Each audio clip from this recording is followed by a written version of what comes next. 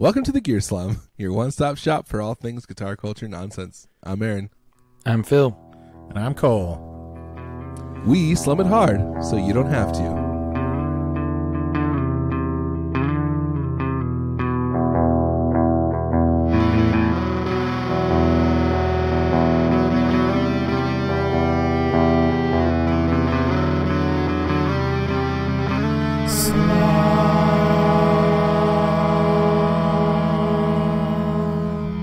So how are you guys? Haven't seen you since a thing that Phil doesn't want to mention. Thanks for asking, Aaron. I'm doing pretty good. You're welcome. Had a good sleep, good BM. Dang, what? Nice. What is that from? Nice. Your butt? Well, have you checked your butt? So, have you... I'm still kind of on the fence. That Office Ladies podcast. Yeah. I like the content of it. They're kind of... I don't know, whatever. It's fine. But the guy who was on there, their guest this week, was the guy who plays Mr. Brown on the discrimination. Yeah. On the Larry sensitivity Wilmore. training. Yeah. And he's one of the writers. Yeah. And he's really hilarious, but it is so funny. Like, he has such a distinctive voice that he's in one episode of a show that came out like 20 years ago, and it's still, like, as soon as you hear his voice, you know that's him, you know? Yeah, he has a very distinct voice. Well, he was on a lot of other stuff too, but Yeah. nothing quite as big. He had his own show. He did. He was on the Daily Show for a while. Yes, Right, and exactly. then But he was And saying then he how had funny the it is nightly show of his own, yeah. that nobody comes up to him and says, Larry Wilmore. It's like, oh, Yeah, you're from the Daily Mr. Show. Brown. Or more often, it's just Mr. Brown, which is like... Hey, Mr. Brown.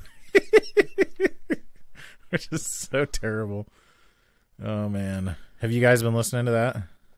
I have. I listened to about half of that one today. I have not. I don't know, guys. I like The Office. Like, I have kind of a sick sense of humor, so I like kind of edgy stuff like The Office, you know, Parks and Rec. I like the podcast. I feel like counterculture. the ads are a little obnoxious sometimes. Oh, but that's just like any podcast. I have Stitcher Premium, so I don't hear those ads. Because I actually listen. That's like the main thing that I consume is podcasts, and a lot of them are like Really? premium. That's the main thing you consume? Holy crap. That was rough.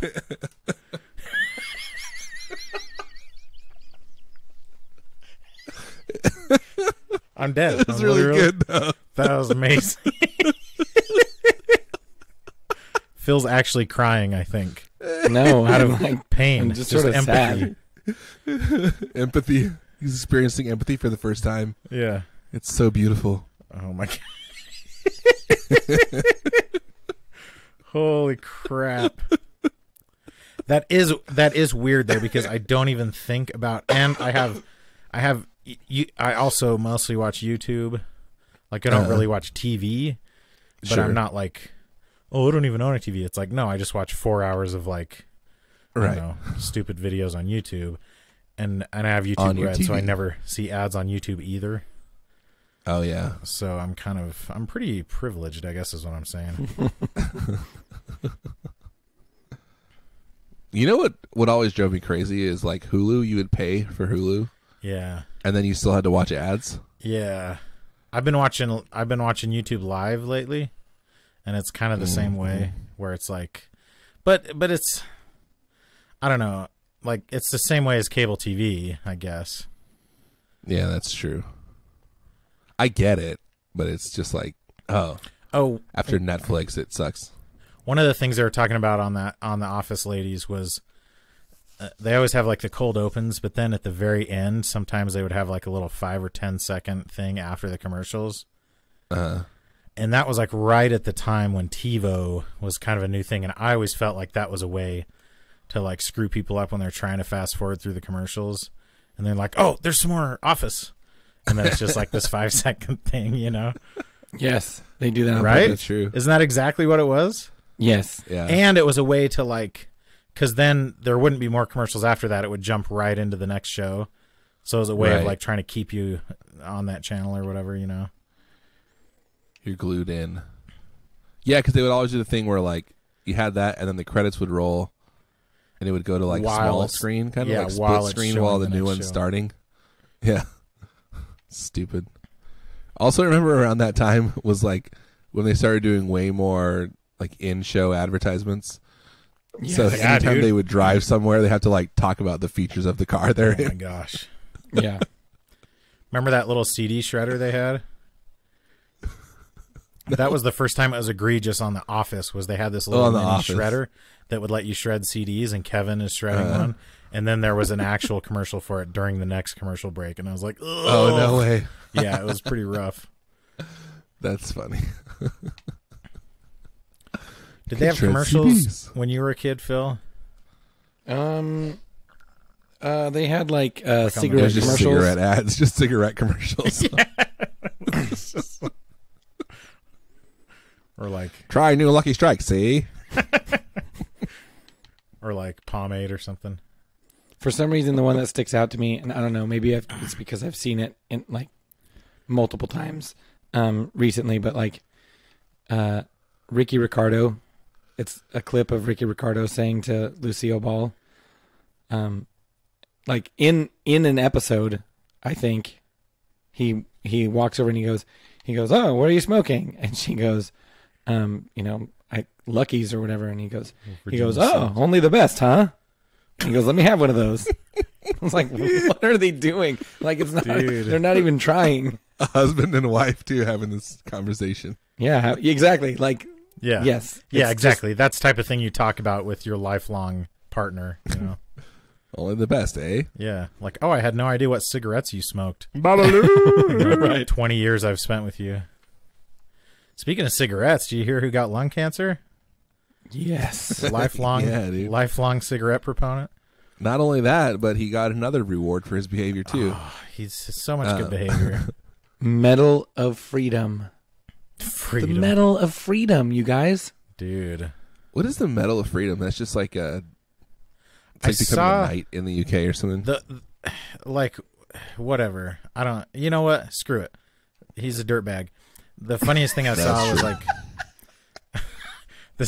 this post that was like Scrat. Lifelong proponent of supporter of cigarettes. Blah blah blah. Gets lung cancer. And the very first comment was, "Wow, I didn't even know cancer could get cancer." Oof. Which is like, yeah, it's kind of rough. That's good. But it's funny. It is funny. No, I mean, it's good that he got cancer is what I'm And it's funny that he got cancer. Yes, that's good and funny. Freaking Rush Limbaugh. Dude. More like... Did one of like the people in Rush die recently? The drummer, Neil Peart. Oh, Neil Peart, I believe it is. Peart. It's Peart. Peart. It's Peart. Is it? Yeah, it is. I've heard interviews with him. And I'm also the type of person who obsesses about pronunciation. Pronunciation. It's Neil Peart. I did not know that. I always thought it was Pert. That's because you are a stupid man. He is Canadian, though. Neil was? Maybe. I don't know. Is Rush a Canadian band? They're yes. I mean, they're known for being Canadian. Theory. I don't know that all the members are necessarily Canadian, but I think they are. They're kind of like they're one of the biggest Canadian bands ever, I would think. Yeah, it's like them, U2, Nickelback, Beatles, Sum 41, Rush, Celine Dion, Bryan Adams, Martin Short. Freaking... Oh, yeah. See, what is it? SCTV? Did you ever watch that show? Justin Bieber, you guys. Come on. Yeah, John Candy was on that, too. John Candy was. Rick Moranis. Did we watch... Who's that dude? Who's that redheaded dude that was on it? Charles Grodin, maybe? Was he on there? I don't know. My kids watched Honey, I Shrunk the Kids a couple weeks ago. It's like such a cool era of films when there were so many practical effects, you know? Yes. When it was like the giant ant. Yeah, they just built this enormous ant out of plaster and like rebar and crap. It's so great. Oh, I get it. French class. My son laughed so hard at that joke, and he had no idea what it meant. Yeah. That was the funniest thing is that, like, back then, Oh, yeah. I would repeat that line, but I didn't get it. Oh, yeah. That's just like me with take off your pants and jacket. When I found out 6 months ago what that meant. Oh, wait. I'm a smart man. Blink-182 has dirty puns? Dirty puns? Oh, Dirty you guys puns? you guys listen to that new Dirty Pun album? Dude, dirty puns, so good. So good. So good. Honestly, though, have you listened to the new Jimmy Eat World? I know. Honestly, I know I it's have. not new. It's like okay. It didn't blow me away. I've listened to it like while doing other things. Yeah, yeah. And I think it's good for that. It's but fine. I mean, it's cool. It's not like I hate it.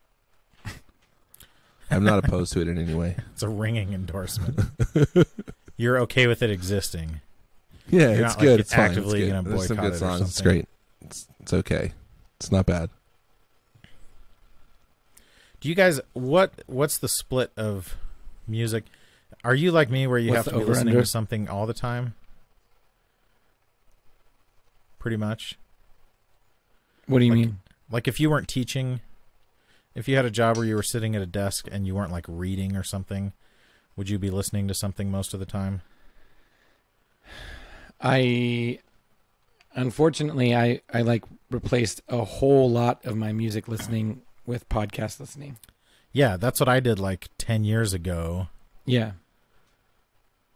And it's kind of a bummer, right? Is that just what it means, what it's like to get old? Well, I feel like I can't do certain things with podcasts though, like anything with like words or that's true. thinking a lot. I can't listen to a podcast. Whoa, you just got way louder. Well, so thinking But a if lot. I'm like driving, then So- podcasts are really good. Aaron, here's how I do it, and this is kind of weird. I have like podcasts that I know are more thinky Yeah. Mm-hmm. and ones that are more conversational. And there have been times where I'm like, ooh, this is kind of deep, and I'm having a hard time concentrating on it. And so instead of turning it off, I will go to something that's just more conversational. So Instead of, and then like when I'm grading, I'll put on some like, I'll put on music that doesn't have words. Oh, it's like you listen to podcasts while you're grading. That's really hard. No. But you don't. It's really I hard. misunderstood. You sure you can go all night? Well, What is it? it What's left your me smiling and go-to? satisfied. What's your go-to? See, here's the weird thing. One of the weird this is the only weird thing about me. I listen to a lot of old podcasts over and over again. So to give you an idea, my Stitcher app, that's what I use to listen to podcasts. It is taking up 43 gigs on my phone right now. Whoa. That's That's not like- normal, though.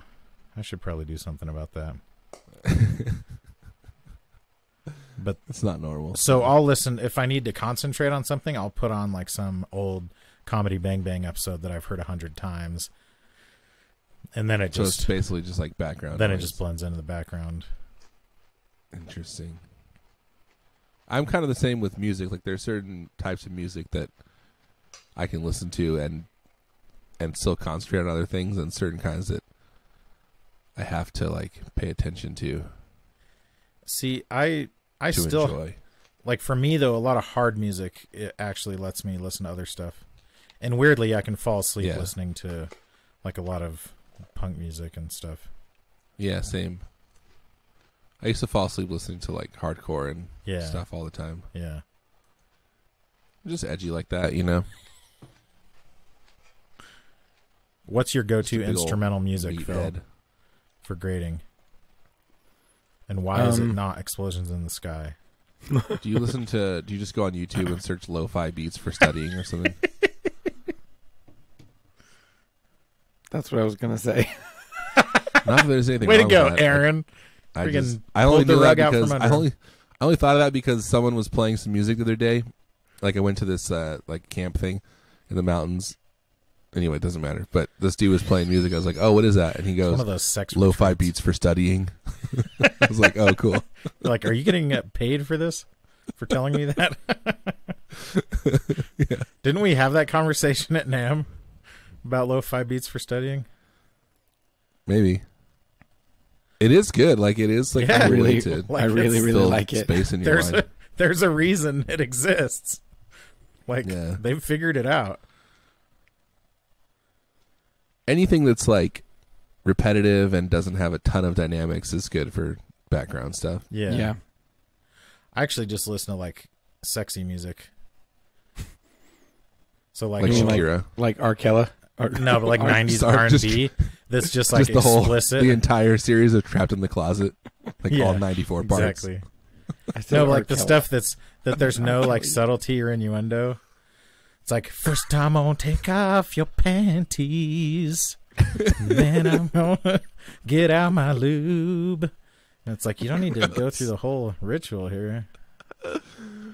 We'll keep a towel next to the bed in case.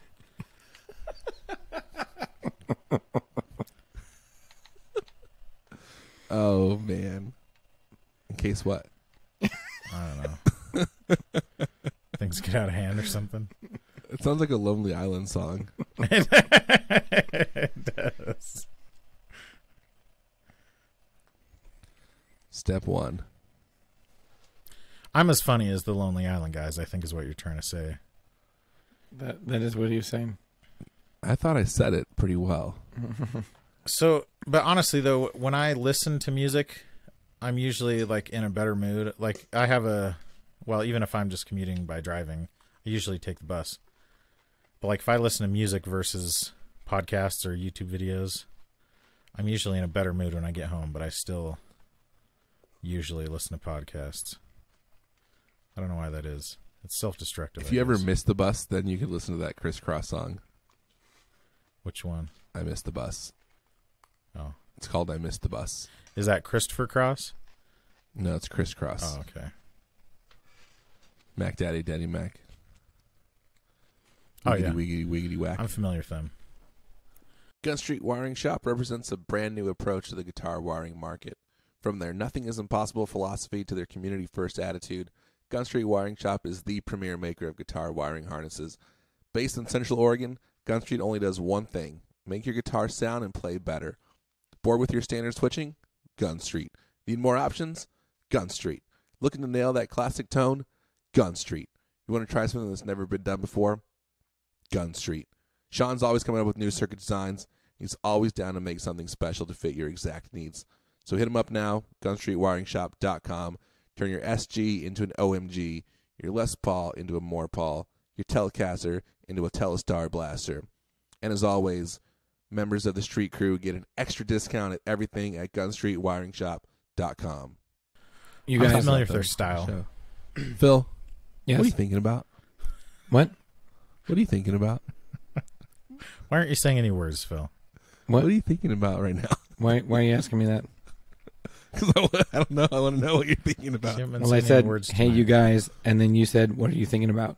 Yeah. Like you interrupted me trying to step into the conversation. Sorry. But tell me what you're thinking about. Well, what I was about to say is we started going to a new church, and the associate pastor, Cole, that means... the assistant to the pastor?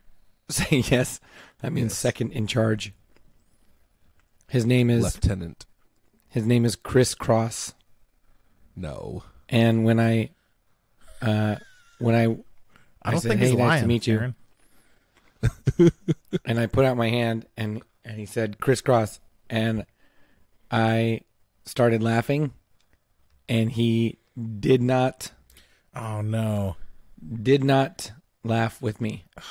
That's awful. And then I said, oh, I'm sorry. It's just that, I loved your band in the 90s. And then nothing. Dude. Nothing. That's weird. A pastor that takes himself too seriously? Like, that's shocking. So it would have been really funny if he would have said crisscross and then you said applesauce. But it's funnier that you said what you said. Is it too obvious to say jump, jump? That's so jump, jump. So he's how can a guy named Crisscross not? And I get it. Like, maybe he's tired of it, but like, is everybody making that joke? Like, it can't be everybody. See, that's the thing. It has to be the case that like it doesn't happen all the time. And in '93, it was. But okay, I think he looks like he's probably about 35. Okay. So, how old were you guys when Crisscross was like famous? Big. I was. So I'm 37, but I like remember Crisscross. Yeah, I remember him from when I was like 7 or 8 or 9. Yeah, like when I was the right age to listen to them. He's at the age of consent, at least. So I feel like it's not out of the question that he would have been aware of them as a child. Oh yeah, he definitely, like, it's really that he people made that joke to him all the time when he was a kid, and now he's still angry about it. Yeah, right. Probably. But also, wear like, your pants backwards. I'm a new person at church. Yeah, just pretend. Like, pretend to laugh. Like you're a potential client, you know. I know they don't like to talk about it in those terms, but that's the reality of the situation. Well, at the very least, it's like, I'm coming into your home, so you should be like hospitable to me. Yeah, or even just like, you're another human being that I don't want to have an awkward interaction with. You know, that's so weird. That is it. Kind of. What's the guy? Oh, is it Michael Bolton? Who's the guy on Office Space?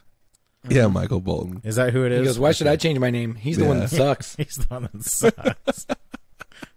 So maybe there's some of that happening where he's just like so sick of. But again, Michael, like, Crisscross is more recognizable as just a thing, meaning like something crisscross is something else. Like, I'm sure Michael Bolton, if you hear that name, that's the only thing that comes to your mind. If someone says crisscross, you have to be in the minority of people by referencing the band, I would think. But also, if your last name's Cross, don't name your kid Chris. Why would you do that? Yeah, like, even if it's not even without the band. Yeah. And also, if your last name's Cross, like, don't be cross all the time, you know? Yeah. Like, then you're just reinforcing stereotypes, you know? That's how I see it anyway. That's how I see it. That's how I also see it. So what drove your decision to go to a new church? Am I allowed to ask that? So yes, you are allowed to ask. Thank you. And the answer is it's personal. I'm just kidding. Unspoken. It's unspoken. Cole, you don't get that joke, but it's really funny. Oh, unspoken? Yeah. Is that some freaking Burn-Again thing? Yeah. Yeah, there's this thing where I haven't said Burn-Again in a while. If so, you say like, oh, are there any like prayer requests? And people will say like, oh, you know, I'm going through this. Someone say like, yeah, I'll pray for this. And then someone will raise their hand and they'll just say unspoken. You're like, but you literally just spoke it. I have an unspoken prayer request. Like, if it is unspoken, just raise your hand and don't say anything. But Cole, guess what unspoken means? Means like, help me stop masturbating? Yes. Usually, yeah. Nailed it in one. Like, what else would it mean? Yeah, obviously. Would it mean? Yeah. But I've heard like grown old people say it too, like people like in their 50s and 60s. Yeah, you know 70s. what grown old people do, Aaron? Yeah, but I don't think they like care about it anymore. Yeah, exactly. They're like, this is what you're getting, God. Like, they're not asking for prayer for it. Like it or not, this is what's happening. Yeah, they're not all beat up about it. Hey-o. Yeah. Hey now. So when we moved, we were going to a church that was kind of far away, and then we moved like further away. Mm-hmm. So now on Sunday mornings, it's not that far. It's like a 30-minute drive. And then, but like anything during the week, like on a weeknight or whatever, it takes like 50 minutes to get over there. And then 50 minutes to get home. Time. And even when we went there on Sunday, like your old church is the one we went to, I'm assuming, last yeah. summer. Oh, yeah. Like, yeah, it's not close. Not a short drive. No. So especially when you have a bunch of grown men in your minivan with you, like you did that day. Exactly. So we were thinking about like just wanting Josiah to be to grow up going to a place that is like that he feels like he belongs at, and then he can like spend time there and stuff. Yeah, and then when he's old enough to go to like, junior high things and stuff like that, we're not like pissed off that we have to drive super far. So that was kind of the thinking of like finding, and I know that like, I'm sure to you it sounds like no, that's super weird. No, because the thing for us is one function of living in Utah and of not choosing where you go to church is that everyone's church is very close to their house. Right. So like people outside of, in a lot of places, anywhere in the East, for example, you might be driving a half hour to get to church in my church, but that is unheard of out here, Right. So I totally understand the need to be closer to church, Yeah, it's just weird to go, so I guess we're gonna, I think it's weird, and I'm like used to it, but it's like, we're gonna pick one now, and so like that just seems, and then it's like that is super weird. It's picking one. Yeah. The picking of the church is weird for me. Yes. You can pick your friends, and you can pick your church, but you can't pick your friend's church. Pick your Jesus. So, I'm wondering, are you liking it though, or did the crisscross thing did that turn you off entirely? No, because I don't. Because I might never go back after an experience like that. I don't have to like that guy, I guess. Just call him Dwight. Yeah. Assistant to the pastor. So yeah, I'm wondering, and here's another weird thing, Cole, is like, so Bernigans, because of the whole like, we want to welcome everyone, like you said, like the potential client part. Yeah. So like, it's kind of a normal thing now for like churches to not advertise their beliefs that are interesting. That are like not socially acceptable. Divisive. Yeah. Yeah, like they're not putting out on their main marquee, "We hate gays" or whatever. Exactly. So like yeah. So as a result, then it becomes this thing of like, it's a stupid game of like, you have to try to figure it out. Yeah. Like so actually it's like trying to figure out what they actually believe. And I was like, well, and I said to Kathy, like, why don't I just write down like a list of things and just like, go talk to somebody and say, hey, okay, I just need to know where you stand on these things. Not like, it's not that any of them are things that like are deal breakers necessarily, but like, do you think they're deal breakers if I believe them and I come here? Yeah. Right. But it's also like part of it is like, I don't know, we have conversations between us three that we wouldn't feel comfortable having with a larger group because you just don't know where everyone stands. Like knowing where everyone stands is an important part of having, and I know that like you're not going to church to like talk back and forth necessarily, but you do in lots of other contexts with them, I'm sure. Yeah, with the same people. Yeah. Yeah. Like you don't want to be at dinner with the pastor and be like, say something that you believe, and they're like, none of us believe that, and we all think you're going to hell now. Right. And have that be like after like getting involved and like being there for 2 years, and then like, exactly. Okay. And then it's like, oh, but my son, and that's even like, that aspect of it I can relate to because that happens a lot. The aspect of like finding a church and trying to figure out their beliefs, I can't relate to personally, but in our church there are just a lot of members who have those existential crises of like, I don't agree, I'm a member of this church and I believe in it ostensibly, but I don't agree with this and that and this other policy. So where do I draw the line for myself, you know? And then you add in the fact of like, but I want my kids to grow up, and there's a bunch of different things at play, which sucks. Yeah. But it's good too, right, guys? It's pretty good. Dude, guys, I want to talk about something. If it's not about church or people getting lung cancer, I don't want to hear it. All right. Thanks for friendship. I want to talk about something that happened to me recently. Uh-oh. And that is that I became Is this an excited. unspoken request? I became excited. When you say it happened to you, how involved were you in making it happen to you? Something that happened to me is that I became excited about not one, but 2 delay pedals in the same day. And I want to talk to you about them. The first one is one that you probably heard about, which is the Walrus Audio Mako series D1. Have you heard of that? Yes. Mm-hmm. Which is a cool little pedal, and it's fun, and I really appreciate the attack knob on it. And I played with it a little bit at Does everyone agree that it's Winter pronounced Nam. Mako? I know that we were pretty. It is Mako, and here's how I know. Because it's M-A. If you go on their M-A-A-C-O. No, if you go on their website and you look where it says Walrus Audio Mako series, there's a shark fin in the A. So it's like a Mako shark. How do you know the shark's you called mean a that? Mako shark? Because that's what.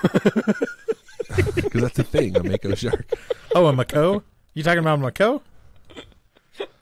Oh, you talking about Makos? A Mako shark. Mm-hmm. No, the Mako shark. Okay. Did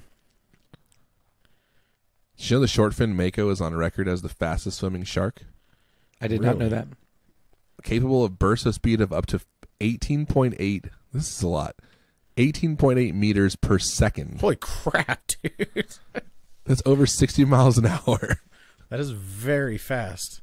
It just bursts, though. Really fast. I mean, I could run 60 miles an hour for a couple seconds. I could fall Right? that fast, maybe. I don't even know if my terminal velocity is that fast, if I'm just like free falling. I have no idea. Anyway, that one's cool. But the one that I really want to talk about is this other pedal called the Delay Llama Extreme from Jam Pedals. Are you familiar with Jam Pedals? No. Is it spelled just J-A-M? J-A-M, yeah. So Jam Pedals is... Oh, you mean Jom pedals? yeah, Jam. Oh, Ja'am. Jam. Oh, Jam. Ja'am? Jam Pedals is... they're from Athens, Greece. So they're a Greek pedal company. Oh. And they make a bunch of pedals that are pretty cool. There's one called the Rattler that's like a rat. What else? I don't know what else they have. They have a bunch. They're probably a green overdrive. They have a green overdrive called the Greenie. Valve Yeller. The Valve Yeller. There's a Retro Vibe. There's a Waco. Waco? Waco, Waco, Waco. It's spelled W-A-H-C-K-O. Waco. What? Like wacko, Yeah. but they flip the H and A. Freaking Greeks, dude. There's a fuzz. They have a fuzz phrase pedal that's like, it's like has like velvet on the outside. What the crap? Wait, a fuzz. Say that again. It's called fuzz phrase. I don't know. Is it like a Foreman? Fuzz phrase. Fuzz phrase. I think it's like a play on fuzz face, maybe. Oh, okay. I don't know. Fuzz phrase. They need to get Like some consultants in PHRASE. there for their wordplay. They need to get some native English speakers to help them out with their wordplay. They have one called the Ripley Fall. Ripley Fall. I think it's a reverb pedal. Maybe chorus. Oh, they do have a Tube Dreamer. Yikes. Tube Dreamer and a Lucy Dreamer. This sounds And a like Double Dreamer. these all sound like pedals that Phil would have come up with fake ads for. Let me just say that their pedals are very Greek in name. But they had a Delay Llama, which is like it's an analog delay that they've had out for a while. But this year at NAMM they introduced their new Delay Llama Extreme, which is this really cool pedal that has it has as many knobs as it does foot switches, which is 3. 3 knobs, 3 foot switches. Okay, that is unusual. If it was just like 1-to-1, then I would say like, yeah, I've seen that before. Phase 90. But the cool thing about it is it's an analog delay, but it has presets on it, and because it has 3 chips, it has almost a full second of delay time. Oh, nice. Plus tap tempo. Is it like it's about like 250 milliseconds per, something like that, right? Yeah, I think that's about right. Yeah. Yeah, so it's 800 milliseconds, but the cool thing is that it has like what they call extreme modes. So it's basically like different effects that they achieve on the trails of it, but it's not digital. It's not like another effect applied to it, but they manipulate the delay trails in such a way that it creates these other effects. Oh, so it has like a vibrato effect that you can do, where the two, I think maybe multiple chips are doing different things at the same time. You can do tape age, which is like a little bit of warble and some like distortion. And then they have a pitch shift one. Then the pitch shift one is really cool because you can choose like the intervals of the pitch shift. Anyway, it's really fun, and I played with it, and I super want one now. And I'm back into delay pedals. How much are these pedals? It's $339. Holy crap! So it's not cheap. That is not what I was expecting. I mean, not that like I was, that could have gone either way just based on what you had told us so far. Yeah, when I saw it, I expected it to be like $299 or less, like $279, $299, or like $60. If you're telling me like this new company like that super cheap, maybe you haven't heard of, has a whole line of pedals, they've been around for a while though, I think. Yeah, so like the fact that I haven't heard of them is completely a function of me, obviously, just being ignorant.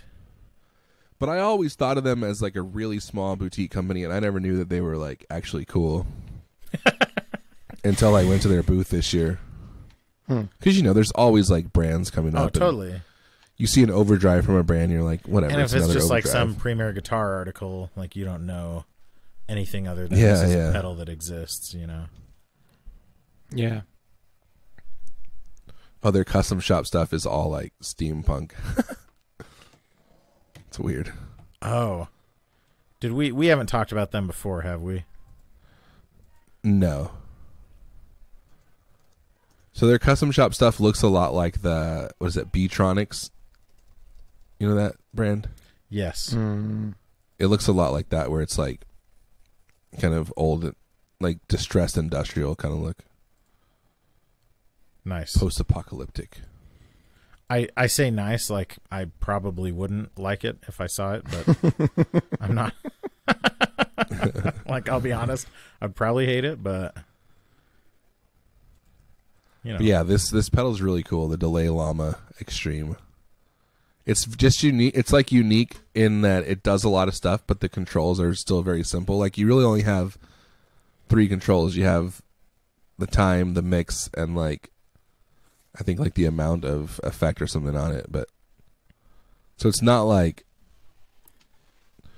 something like the even like the Mako, where it has like 6 different. The D1 has like 6 knobs on it, so you control everything. This one's kind of like set it and forget it, but it does weird stuff, and I liked it. So that's all. Cool. This episode is brought to you, of course, like every episode, by Sinusoid Pro Audio Couture. I first heard of Sinusoid a million years ago when they introduced their sliver patch cables. Up until that point, you basically had 2 options for patch cables. You had really big things that took up a ton of space, or you had solderless cables, which are sometimes unreliable. People have weird feelings about them. But the sliver kind of melded those 2 things together and gave us a new generation of patch cable. It's essentially the smallest soldered connector around, which makes it perfect for almost every situation, whether you're a home musician, a touring, working muso, a studio player, or you just want your board to look good. The sliver is there. It's tiny, it's reliable, it's pretty dang close to being the perfect patch cable. They also come in lots of fun colors. You can get an orange, green, red, yellow, blue, or the tried and true black. If you haven't tried them yet, check them out. Sinusoid.com. Look for the slivers. They really are the coolest patch cables around. I got another. Sorry, I'm looking around to look at the pedal. I got another faux tape echo. I think it's like the third one I've owned, and I always go back to it. Oh, did you? Yeah. I just like the way it What sounds. keeps bringing you back? I don't know. I just really like the way it sounds, I think, and I think it's just simple enough. Like, ironically, we talk about how, like, Strymon's really good at making presets that work really well, but, like, the L cap doesn't have presets, and you can get pretty wild with the L cap. It does have you still have one of those, don't you, Phil? It has, like, one preset, right? Yes. Yeah, but it's not so like... it doesn't have presets. It's not like one of their big box pedals where it's like you can scroll through 100 presets and they all sound cool or whatever. Yes. Yeah, it's just a favorite switch. It's not even like a Well, it does come out of the box with a favorite setting, I guess, but... yeah. But I think... I don't know. That pedal, I wanted to like it, and I got that and replaced my first faux tape echo with it. And it just... With the L cap? Yeah. And it never clicked with me, but tons of people still... I mean, that's still on a ton of boards. I still don't think I've ever actually played one. Do you use it a ton when you play, Phil? Yeah, actually. Yeah, because that seems like the type of pedal that, sounds good. And I promise I'm not trying to bring it back to the new church that we're going to, but it just so happens that the dude leading worship, his small board, I went up and took a gander at it. Mm-hmm. And took a long gander at his small board. Yeah. And he has an L cap, and I asked him, I was like, what did you use it at all? What song did you use it for? And every song. And he's like, yeah, I keep it like really, really subtle on all the time. My goal is for you to not be able to know that it's on. So there's like a really subtle, like, swelly warble. Yeah. Swelly warble. That's cool. Swelly warble. Dude, I went to almost high like a subtle, like, vibrato effect. Yeah. More than even like a real delay. Yeah. That's cool. I went to this youth camp over the weekend. We know you want to show because they invited me to come, like, speak at one of the sessions. Anyway, the guitar player that was in, like, their worship band was like, he had two of that. What is it? The GFI systems, the Specular Tempest. Have you seen that one? Oh yes. Where it does, like, delay and reverb depending on how you have it set. Yep. Or delay or reverb, I think. Yeah, rather. yeah. So anyway, he had two of those. I was like, that's kind of crazy. That's like the people. Cool. That's like when you see people with multiple H9s on their board. Yeah, like, it makes sense, but it seems like overkill, but also makes sense at the same time. Right. Yeah, like it's only not overkill because you can only have one effect at a time, and like it makes sense that once you get used to that pedal, you might as well keep using it or whatever. Right. Yeah. Or if you really like two different settings. Yeah. And one's a delay, and one you want to use them at the same time. So speaking of multiple settings, you guys ready for this?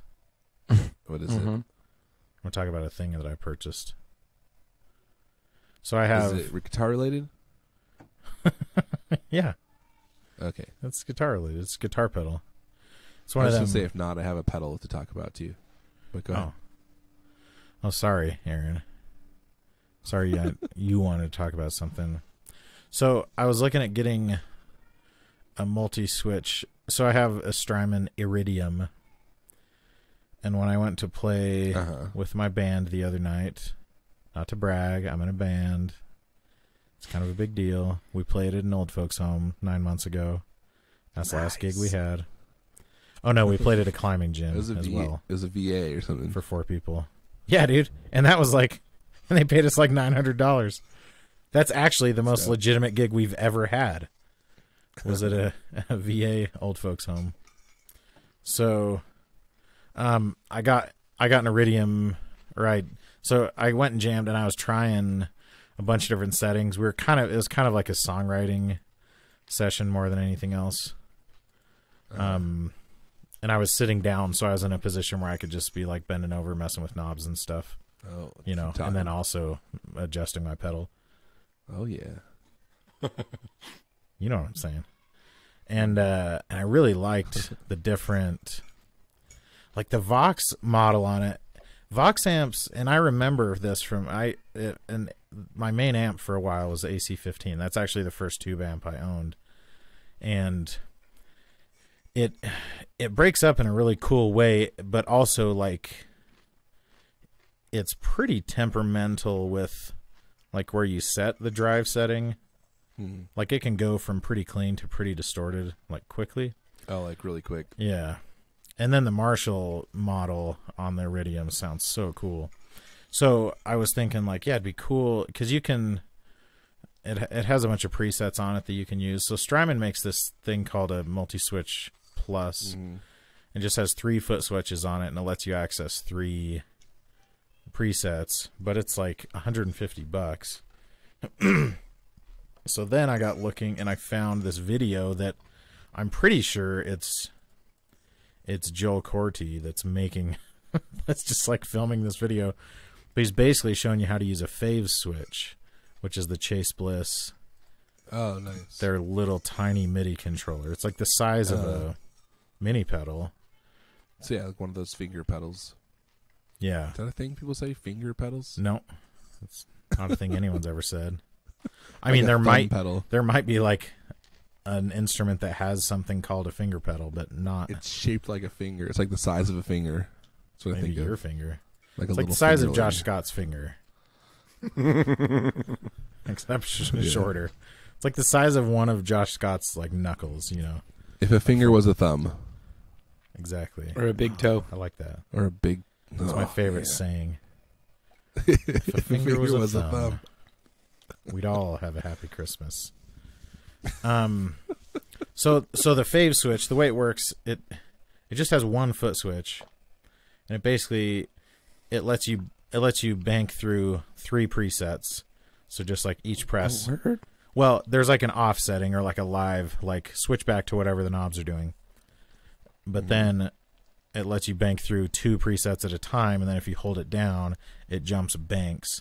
So it can go through as many as 6 presets with just this little tiny foot switch, and there's this 10-minute long video that basically shows you exactly how to set it up to use it with Strymon pedals. So like the videos for the Sunset or the Riverside, one of their drive pedals, but it functions the same way on the Iridium. So I ordered one of those, and I'm pretty excited to try it out. So you haven't got it yet? No, and actually, I plan on ordering one. I made an offer on one on Reverb, and the person hasn't replied. But you can, so the Strymon one's like $150 or something, and the Fave Switch is like $70 or $80 brand new. So you can get them on Reverb for like $60, and there's a lot more of them out there. Because I think you could do more than 6. I thought it had like, I mean, maybe not. I was thinking of something else, I guess, but. Oh no, I was thinking backwards. I know you like with Chase Bliss, you can use up to like 100 different MIDI settings or whatever. But and actually on the Iridium, you can do the same thing. And all it's I doing think anything is MIDI really you can. And it is just a MIDI controller, but it's just a MIDI controller that can only send like the 6 program change messages simple. Or whatever. So that's cool. Simplified, yeah. And there's like a little, there's like this little jumper that you have to change on the inside, and a few other things you have to do. But he walks through the whole process. It's kind of cool. Nice. So I'm excited to check that out. And does it have any like little toggles on it, or is it just the foot switch? Oh, it does. So it lets you kind of manually choose. So like one of the toggles lets you choose if you're switching between both presets in that bank or just one or the other, and turning it on and off. So it basically lets you like limit the amount you're jumping through, and the other toggle lets you like manually choose what bank you're on rather than having to hold down the foot switch. So, right. I mean, it's pretty ingenious. Like if you were to come to me and say, "Hey, I want to be able to choose 6 presets or a handful of presets with 1 foot switch," like it's a pretty good way of doing it. It's really well thought out. And once you like figure out where everything is, like switching between them shouldn't be that difficult. And the way it works is like the LED, like it has 2 LEDs, and so the colors of each one tell you, like one of them, it's either blank, red, or green, and red is 1, green is 2, and blank is 0. You know, so it's like once you do it for 2 minutes, you kind of figure it out. Yeah, that's cool. So I took my little board, and it's always a pain because I have to just like bring a couple 1 spots or whatever I want to do. So it made me think I want to get one of those Mutron battery powered things that Matt Hoops had when we were at NAMM. Like it's just like is it rechargeable? Is that what it was? It's basically just like a little power bank you'd have for your phone, but it has a 9-volt output. That's cool. So I'm going to get one of those. Which really, that's probably all you have to do is just take the same thing and just add the 9-volt output to it. Yeah. Like it's not like a completely new piece of technology. No, and I'm sure they're just like OEMing it from somebody. Because you can, I had one a long time ago. I had to use like an inverter because the 9-volt was meant to charge like a laptop or something. And so it wasn't, it was like center positive instead of center negative. And by the way, this podcast is center positive. Yeah, absolutely. Known. So yeah, but apparently Matt was saying he's never had any noise issues with it or anything. I'll be interested to see because the Iridium, it's a digital pedal that pulls a decent amount of current. So I'll be interested to see if you run into any noise with it. But I'm going to try it out because it'll fit under the mini board, I think, pretty cleanly. Oh, nice. Matt, if you're listening, write us a letter. Yeah, there you go. First of all, just tell us you're listening. Validate us. No, don't send us what an email. We're putting out into the world. Find a piece of paper. Like an email in the mail. Like, write an email and then print it. Exactly. And then mail it to us. Yeah. I'd prefer a handwritten letter. I think that's what I'm saying. Write an email and then hand print the contents of the email. Okay. Like dictate. Well, not dictate it, but dictate to yourself. Yeah. You're not Transcribe. supposed to dictate yourself. No, that's unspoken. Unspoken. Send us an unspoken email. How about send us an unspoken letter? I like it. Send us an unspoken email of you dictating to yourself.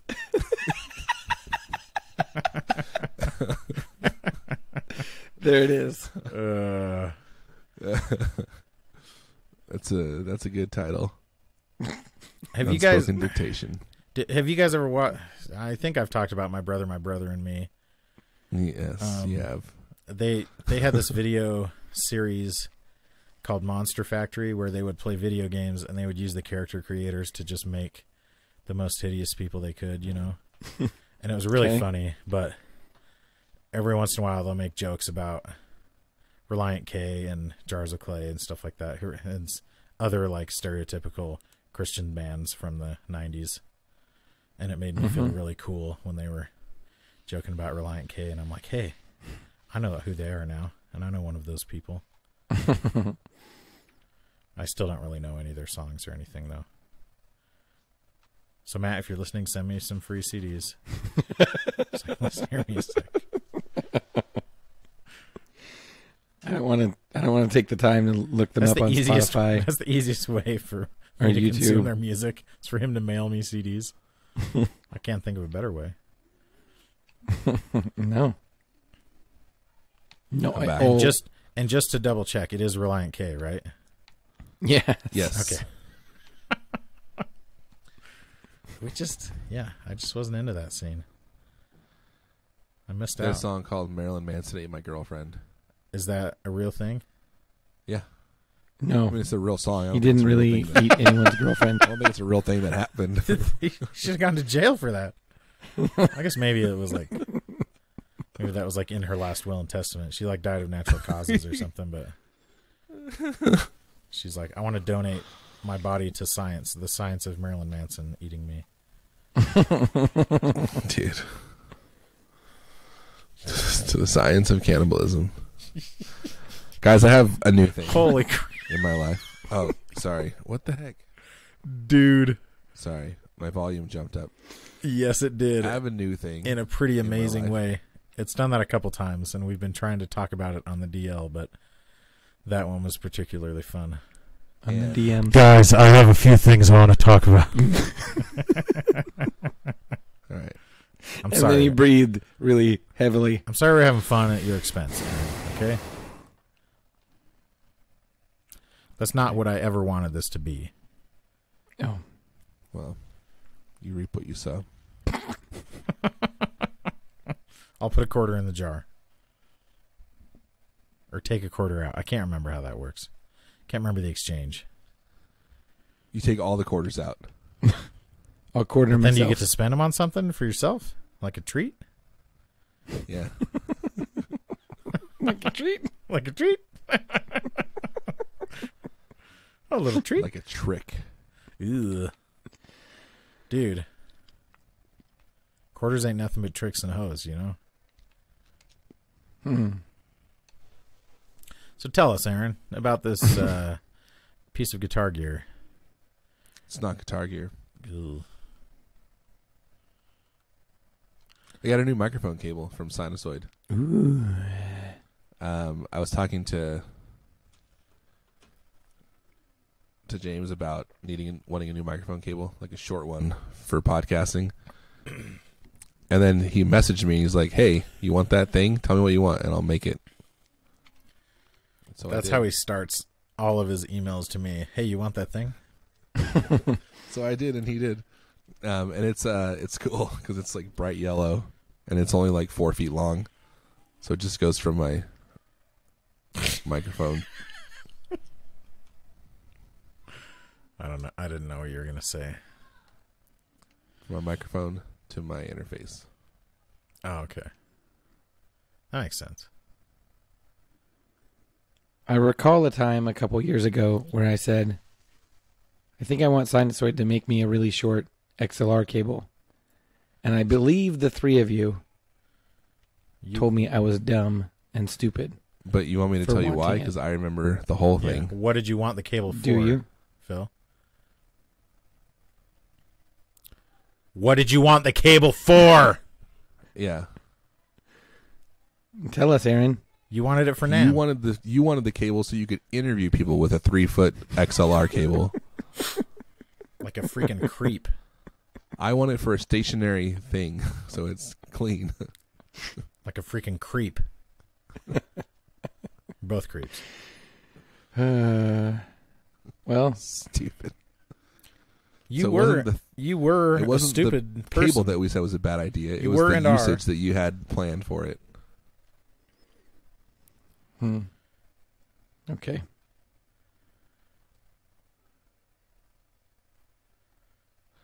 So another thing that I've been I've been playing with. Hear about this thing though? I've been playing with the Earthquaker devices. What's it called? The plumes. Plume. I got my hands on the plumes. Mm-hmm. On A plumes. On A plumes, yeah. And I really like it a lot. I should have plugged in the one that I owned at that one point. It's a really cool, like, tube screamery type pedal. What do you like about it? I like that it, well, one thing that I like about one thing that I always like on a drive pedal is when it has like a diode lift, so you can not have any soft clipping. And this one has a setting like that.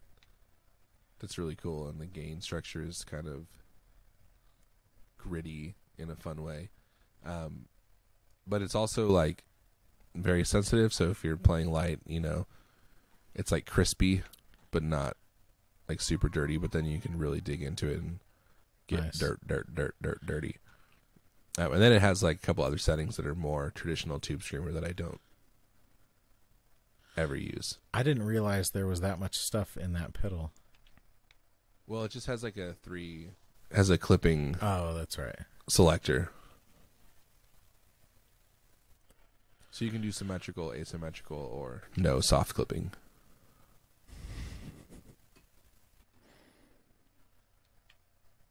That's rad. That's all. Do you set it like this? Do you set it like that? Tell me which way you like that. It's a song. So I got that Fellows guitar, you know? Yeah. Brian Fellows. And yeah. I already put a ding in it. You did? I put my ding in it. In like the input jack or what? Jack? Yeah, it's like throwing a hot dog down the hallway. And I was okay with it, and I was proud of myself for that. It's kind of right on the top of the body, like down on the lower bout, but like on the face facing up at you while you're playing it, you know? And I genuinely don't know how I did it, but it's kind of just like, you know, cracked the paint a tiny bit. It's there now. Yeah. So, and I'm okay with that. And I was like, hey, because it has like a really thin finish on it. And so, in theory, if I actually play it sometimes, which is, you know, there's potential for that to happen, I'll, you know, wear through the finish eventually or something. That's so cool. It's going to happen, but you're going to relic it yourself. Yeah. But I really do like that guitar. You got to figure your crap out, Aaron. It is completely wild. All right, I just won't talk anymore. Go ahead.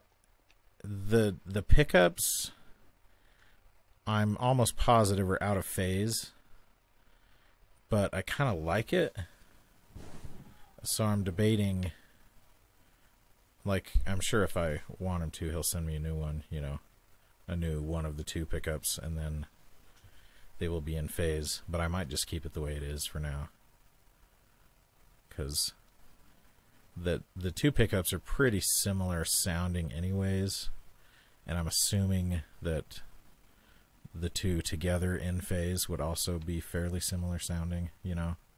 It's kind of like a Strat where it's like you might as well do something weird because all three of the pickups are fairly similar.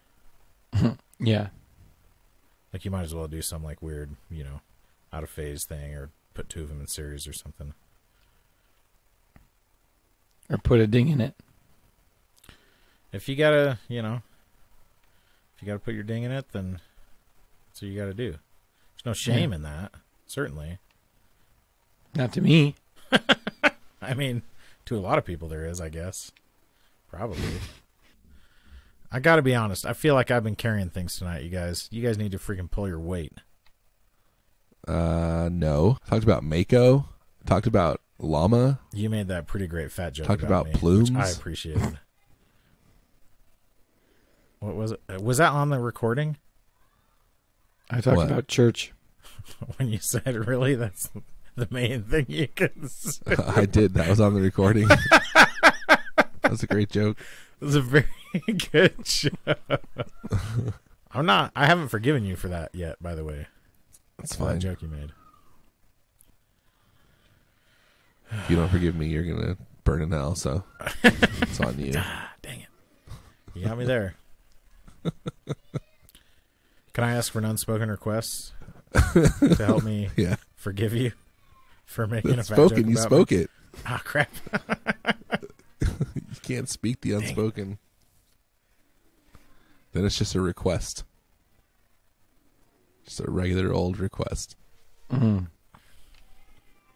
How many times has, like, a spouse, like, they're having a fight because one of them screwed up, like one of them is unfaithful in some way, and then the other spouse gets up and is like, hey, I have an unspoken request, and then, like, glares at their spouse while they're saying that, knowing that it's like, my request is for my spouse to quit sleeping around or whatever. Ouch. Like, you know that often happens, right? I would assume many times. many times. But I think it's more common amongst, like, young people. Yeah, that makes sense. Right. Because adults handle their own business. Right. Yeah, it's just such a weird thing to get passed down. Like, yeah, that's a weird tradition. Well, because the younger kids show up and then they hear the older kids say it. Do you have a prayer request? The older just kids, say no. Get older and move on. Or just don't say anything. But then those younger kids, they become older kids. Say unspoken. Or just like when you're saying, Facebook. When you're praying, just be like, hey, shout out to everyone here who's got something irking them.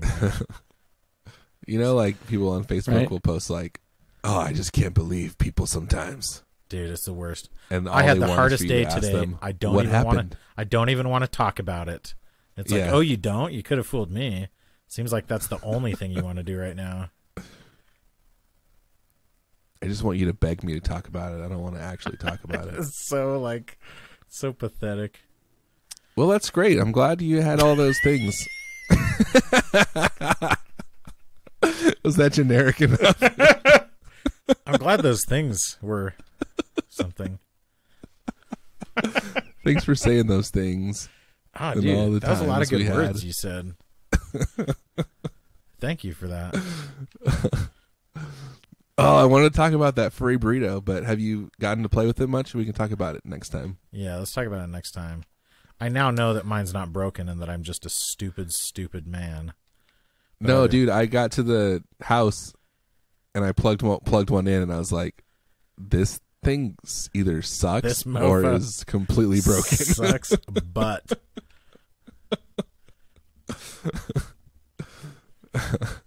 Yeah. I don't understand why. It's like it's a really bad decision to have the gate to send them in that setting. Yes.